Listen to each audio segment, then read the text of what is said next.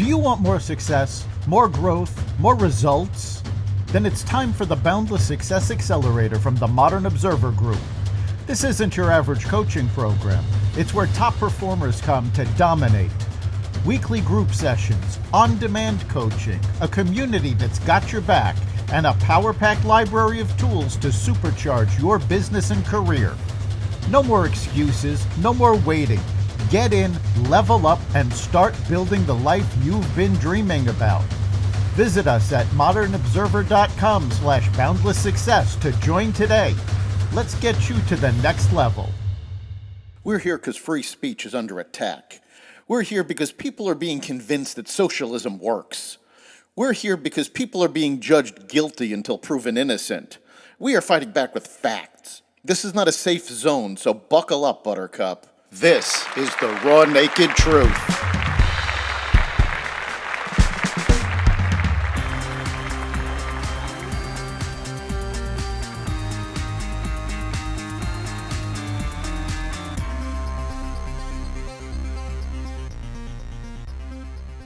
The Assad regime falls in Syria. The U.S. strikes against ISIS. Iran launches its heaviest rocket ever, and more.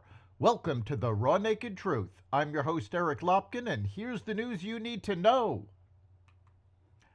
Syrian President Bashar al-Assad fled to Moscow after his regime was toppled in Syria. Syrian rebels, consisting of a coalition of largely radical Islamist groups, led a sweeping offensive across Syria and captured the country's capital city of Damascus on Sunday, capping off a lightning offensive that brought an end to the authoritarian Assad family dynasty that had ruled Syria for more than 50 oppressive years. As the rebels were taking Damascus, Assad resigned and fled to Moscow, where he was granted asylum, according to Russian state media.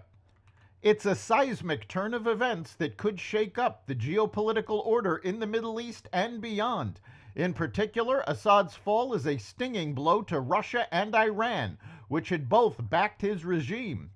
Meanwhile, the U.S. Central Command conducted dozens of airstrikes on known ISIS camps and operatives in central Syria on Sunday to prevent the terrorist organization from taking advantage of the demise of Assad's regime. CENTCOM announced on Sunday that it has conducted strikes against ISIS leaders, operatives, and camps as part of an ongoing mission to disrupt, degrade, and defeat ISIS. Specifically, CENTCOM's working to prevent the terrorist group from conducting operations to ensure ISIS does not seek to take advantage of the current situation to reconstitute in central Syria. The manhunt continues for the suspect in the shooting death of United Healthcare CEO Brian Thompson. The New York Police Department released 2 new photos of the assailant and said there's reasonable evidence that he left New York City on a bus after killing Thompson. Before arriving at the bus station in Upper Manhattan, police said the suspect went to Central Park and left a backpack full of Monopoly money that authorities recovered. Police also believe the gun used in the killing was a veterinary gun, the type used to put down farm animals that requires a reload after every shot.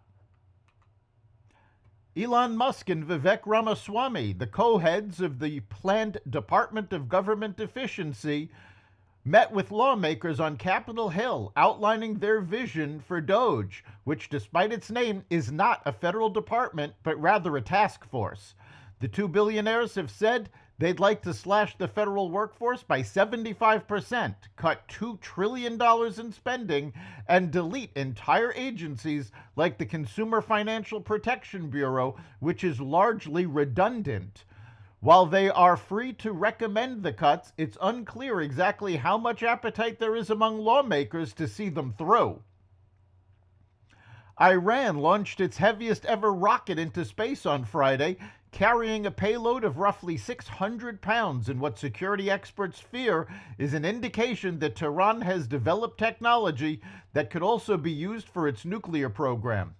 The launch of the Simorgh rocket coincided with an announcement by Director General of the International Atomic Energy Agency, Rafael Grossi, who said Iran has drastically increased its enriched uranium stockpiles, which are nearing weapons-grade purity, first reported by Reuters. Concern over Iran's nuclear program has remained heightened as tensions with the West continue to escalate over Iran's direct involvement in two major international conflicts, including its support for terrorist organizations at war with Israel, as well as its aid to Russia amid its brutal invasion of Ukraine. Jurors on the Daniel Penny chokehold trial returned to deliberations for a fourth day Friday for just an hour before telling the court they could not come to an agreement on the top charge of manslaughter as they weigh the fate of the 26-year-old Marine veteran who is accused of killing a mentally ill homeless man who was trying to kill people on a Manhattan subway car. Around 11 a.m., the jurors sent a note to the court stating, "We, the jury, request instructions from Judge Maxwell Wiley. At this time, we are unable to come to a unanimous vote on count 1, manslaughter in the second degree."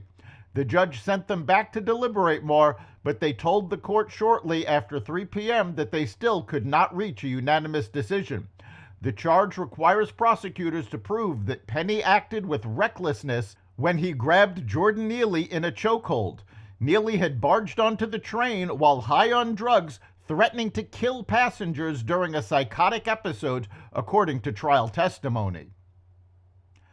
The University of Michigan is the latest public university to dismantle its Diversity, Equity, and Inclusion program as part of its faculty requirements, making it one of several universities this year to roll back DEI initiatives. The University of Michigan will no longer solicit diversity statements as part of faculty hiring, promotion, and tenure, the school said in a news release on Thursday.